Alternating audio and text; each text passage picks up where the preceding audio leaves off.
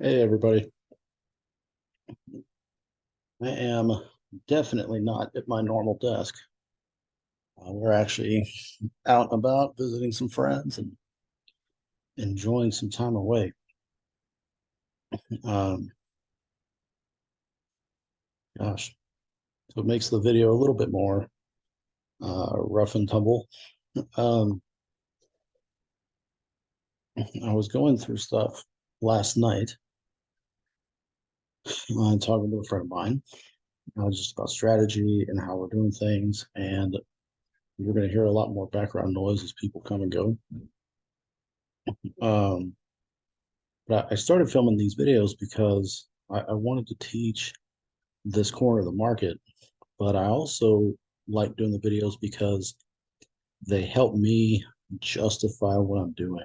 Like if I can't explain it, I can't teach it, uh, kind of pointless, you know? So it helps me rationalize or maybe helps me analyze the data a little bit better. So if I'm buying this, I'm explaining why, and that helps you. So my name is Daniel Young. I'm the owner and founder of Adaptive Perspective. I believe it's my purpose, my calling to help you identify your dreams and help you reach your financial freedom destination and maintain it so that you can pass your wealth off to the next generation. Um, I'm going to continue doing these closed-end fund videos, the review of data in our master file. It has a wealth of information, uh, the consolidation of all the data, our own funds, how we filter the data, all that stuff. So this is an unedited video. I mean, normally I say, who knows what you'll hear in my house, but not in the house right now. So who knows what you'll hear in the background. And then I'll be going over our closed-end fund system or our specific investment strategy using closed-end funds. Disclaimers: I'm not a financial advisor. I'm a financial strategist. The information contained in the video is provided on an as-is basis and does not represent personalized investment advice. The information is from sources believed reliable, but no guarantee or warranty is made as to its accuracy. We may be invested in some of the funds recommended or reviewed, but the complete transparency of that is we own all the funds in blue.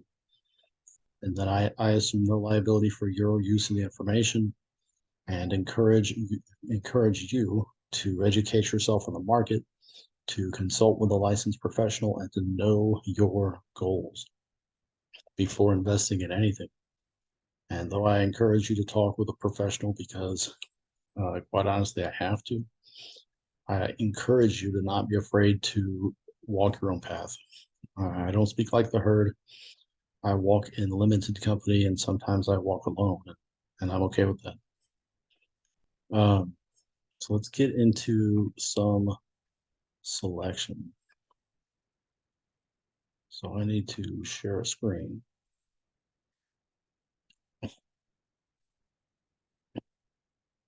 This is the closed-end fund master. Um, and I've been through these tabs before, and I've prepped the tab for today, but it's blank right now. So come to the master.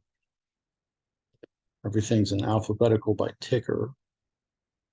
We're going to put it in order based on target.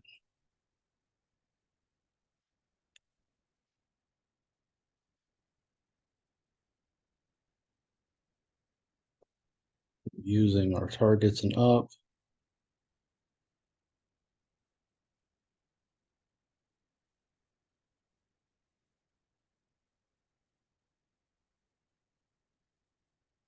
Current goes to what we have. It helps me figure out what I want to buy at the very end of things.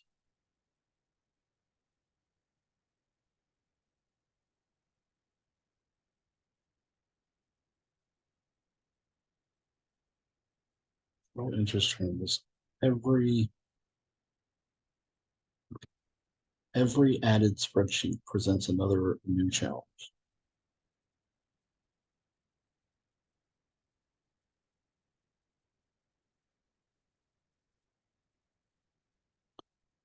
Well, let's see.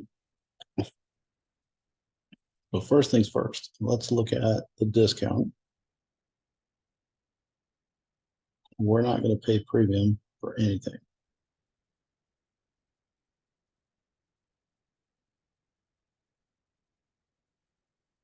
Then we look at,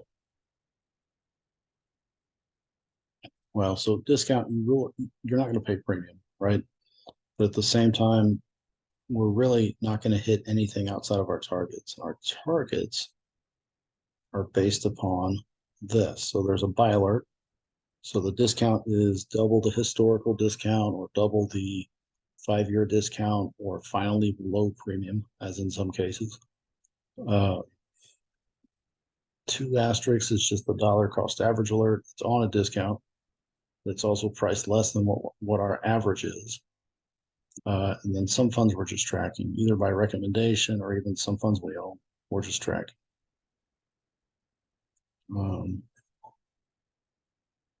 DSL last week was at a premium, so it got 1. This week it's at a discount, so it's 2. And then if I ever wanted to double check fund value, so like that's our average across all of these buys. Oops. Which puts that still below our average. So that's a nice dollar cost average buy.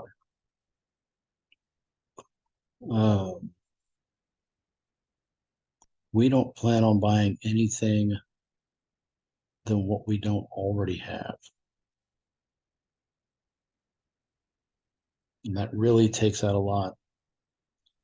The other way we could do this is I've been trying to stay above 9% or as close to 9% as I can. So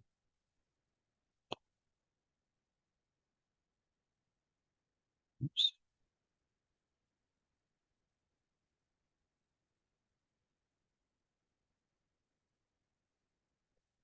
Here's what we have left. So we don't plan on buying anything new.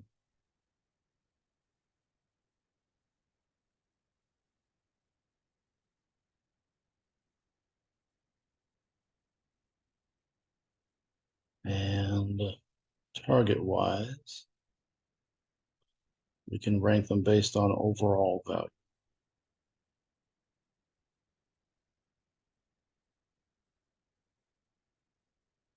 We end up with this list. Of where the market is and where it's going. The market always looks forward. Best guess is that the Federal Reserve will raise rates a quarter point this week or this month, and then I think they'll pause before the presidential cycle starts, and I think they'll actually drop it during the presidential election cycle because they want to keep their jobs, and regardless of who formally wins the election, they want to keep their jobs, and they want to keep the power. Very few people have the ability to cause a problem, like cause inflation, and then be tasked with fixing inflation. And the Federal Reserve has that strange ability to both cause problems and fix problems and continually manipulate the economy. Um, I think if, gosh, I think if we have a decent election, like an actual fair election, and Trump wins, then interest rates will drop. I think if we have another stolen election of any measure, and the minority of people in this country gain power, then I think we're set for high inflation for a while. I think we're set for high inflation, and I think we're set for high interest rates for a while because the Fed is already printing money. So even in the midst of high inflation or higher inflation than we've seen in years, the Fed is already printing money again and already bolstering their reserve so then they can actually buy more stuff with printed money. And when the Fed prints money, they don't do it at a trickle. We have inflation because they printed $4 trillion in such a short amount of time. really so they could buy more things and prop up the market. And now they're doing the same thing, just in lesser quantity. So it's, hey, we're tightening the market, but at the same time they're printing so they can buy more, which makes no sense. Um, so of what we're targeting, these targets are based on that overall discount in relation to the historical value. So yes, the yield is important, and it's how, like, it's factored into what we're buying. But the thing to start with before we really get into anything else is that discount. Price has a role. I try to limit what we buy. Um, like this, the dark gray section on that original sheet or spreadsheet is a yield less than 6.5, or priced over $16. So we're limiting our buy-in price. But then after that, the best indicator of what to buy, I think, is this discount to NAV. So if you can find it cheap and then look at what it is overall, right? So ZTR at first is currently 9.62 discounted. Historically, it's got a greater average than the historical discount, or it's got a greater price point than the historical discount. It's also 3 times the 5-year discount. It's kind of once you hit double the historical discount, whether the actual historical discount or that 5-year discount, or maybe the fund's only been around for a year and they're still running a higher discount than their average for the last month, those are all really good indications that it's a great time to buy, because you can buy it low, whether you sell it high or not. It really doesn't matter what the sell price is until you sell it. But it's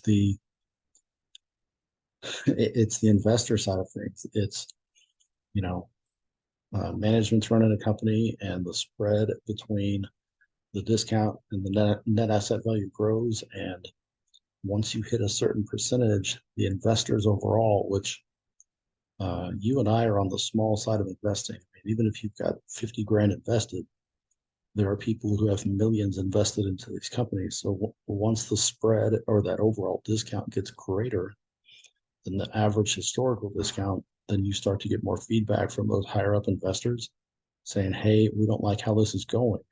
We want to narrow that discount and we want to increase the price. So we're either going to narrow the discount and manipulate it that way. If you can raise the dividend, the price will normally raise as well. So it mirrors that. So then you end up with a better dividend and a higher share price. And then that'll help close that discount as well. So all of these are higher than, like double than, or close to double. HFRO has only been around 3 years. 4 years from their restructure. In the last 3 years, it's been 24.5%. Oh, there we go. So it's currently above that rate. For where we've been, I mean, I finally took my own advice and bought our next round of stocks. I still, this is last week's, but it's pretty much going to be a repeat. The percentages, if we play A to Z, so these two remain the greatest we have, but HFRO in general, you go back to this other spreadsheet,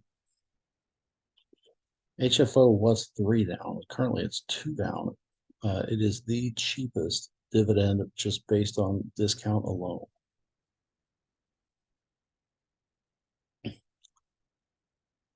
So, let's see.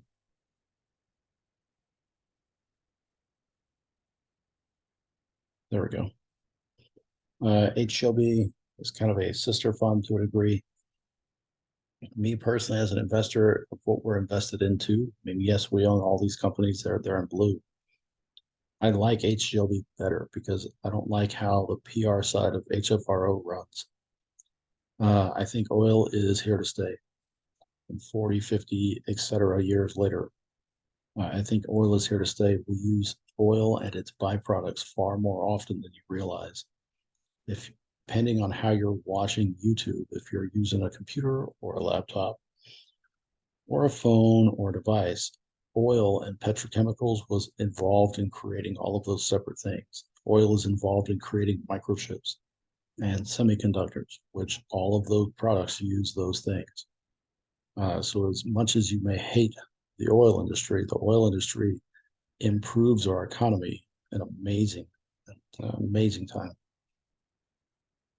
Um, the NC brothers do well with convertible stocks. H2Y's technology. BRW used to be just a senior rate floating loan company until they added a healthy collection of closed-end funds to their portfolio. So with the Fed raising rates, oh, excuse me, 1 o'clock in the morning bedtime the last couple of days is wearing.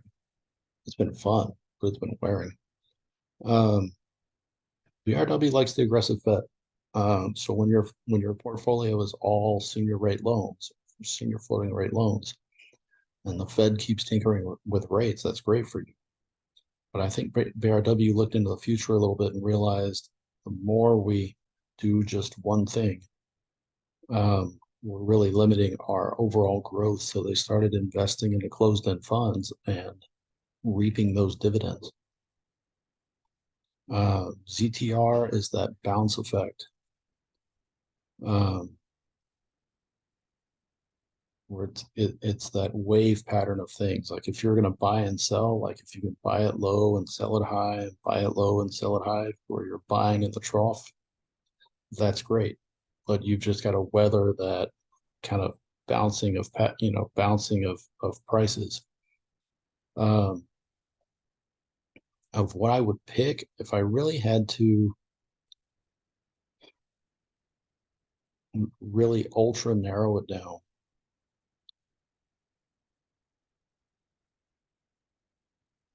I would pick the top two.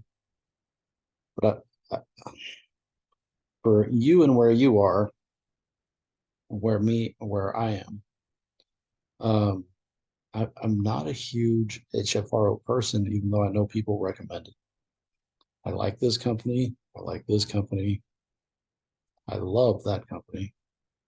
And I like all these companies. We own them for a reason. Let's be honest. We own them for a reason outside of discount and that, looking at their dividend payment, their dividend history, what the company's doing overall, what's in their portfolios. Uh, these companies have done well, and they've done well with us, a part of them. I don't like the PR in the marketing team with this company because they don't. It's like they're disclosing what they're doing, but they're also not involving the shareholders in it. So they're just doing what they want, and that looks really bad when the shareholders don't want it. Um, yeah. So of where I would pick, like if I had to pick a top three this week, knowing what I picked last week,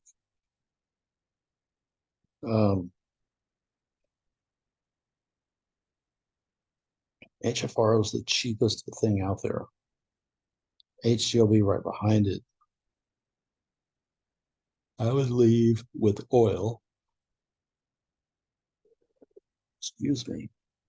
There's that unaltered edited video.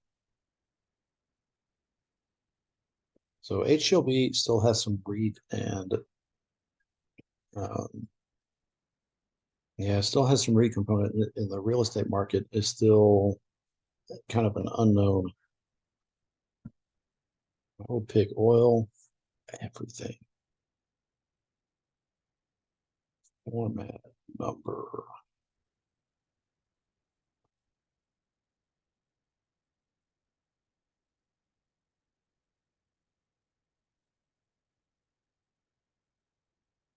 Maybe. All right. I would pick that. I would pick private equity and business development companies. I would pick the moonshot.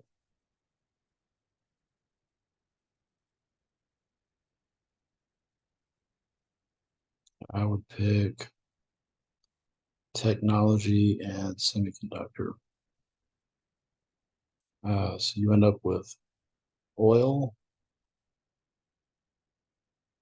business development company, and private equity, like crazy, like great dividend, but well, they're all low buy-in. Um,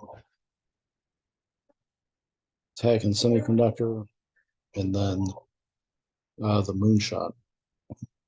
And there's a second moonshot called GLO, which we just bought ZTR. So if it's me, I'm looking at dollar cost average GLO, uh, buy it low and let it sit. And then whenever we sell it, you sell it high, yes, all that stuff. But your ending strategy, if it's buy and hold, then you're collecting the dividend the whole time. If your goal is to buy and sell, then it's buying it low, selling it high, and you're riding the wave and attempting to dodge the trough. Um, yeah, I mean, there's no point fluffing it out. I would go with oil, natural gas, master limited partnership, private equity, moonshot, and then tech and semiconductor. Um, Gosh, the HLB's portfolio is tempting. Satellite data, the real estate investment trust, utilities, that's all great.